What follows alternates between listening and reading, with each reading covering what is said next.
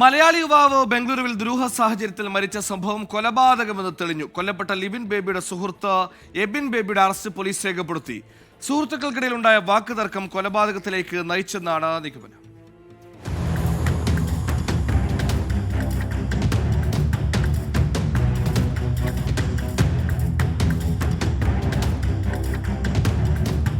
ഇക്കഴിഞ്ഞ 8-ാം തീയതിയാണ് കാഞ്ഞിരപ്പള്ളി സ്വദേശി ലിബിനെ സുഹൃത്തുക്കൾ നിംഹാൻസ് ആശുപത്രിയിൽ എത്തിച്ചത്.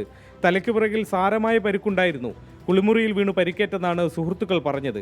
കോമയിലായ ലിബിൻ ബുധനാഴ്ച മരിച്ചു. കുളിമുറിയിൽ വീണുണ്ടായ പരിക്കായിരുന്നില്ല ലിബിന്റെ തലയിൽ ഉണ്ടായിരുന്നത്. ഇക്കാര്യം ഡോക്ടർമാരാണ് പോലീസിനെ അറിയിക്കുന്നത്. ബന്നാർഘട്ട പോലീസ് ഒപ്പമുണ്ടായിരുന്ന സുഹൃത്തുക്കളെ ചോദ്യം ചെയ്തു. ലിബിനെ സുഹൃത്തായ എബിൻ മർദ്ദിച്ച വിവരം ഒപ്പമുണ്ടായിരുന്ന കാഞ്ഞിരപ്പള്ളി സ്വദേശിയാണ് പോലീസിന് മൊഴി നൽകിയത്. പിന്നാലെ കേരളത്തിലെത്തി പോലീസ് എബിനെ കസ്റ്റഡിയിലെടുത്തു. ചോദ്യം ചെയ്യലിന് പിന്നാലെ അറസ്റ്റും രേഖപ്പെടുത്തി. ലിബിന്റെ ബന്ധുക്കൾ ഇന്നലെ പോലീസ് സ്റ്റേഷനിലെത്തി. ഞങ്ങൾക്കും സംശയം ഉള്ള ആളെ തന്നെയാണ് അവരിപ്പോൾ കസ്റ്റഡിയിൽ എടുത്തിരിക്കുന്നത്. അപ്പോൾ രാവിലെ അതിൻ്റെ മൊഴി കൊടുക്കാനും സ്റ്റേറ്റ്മെൻറ്റൊക്കെ ചെയ്യാനായിട്ടാണ് എൻ്റെ അമ്മയോടും എൻ്റെ ഹസ്ബൻഡിനോടും എന്നോടും ഇങ്ങോട്ട് വരാൻ പറഞ്ഞത്.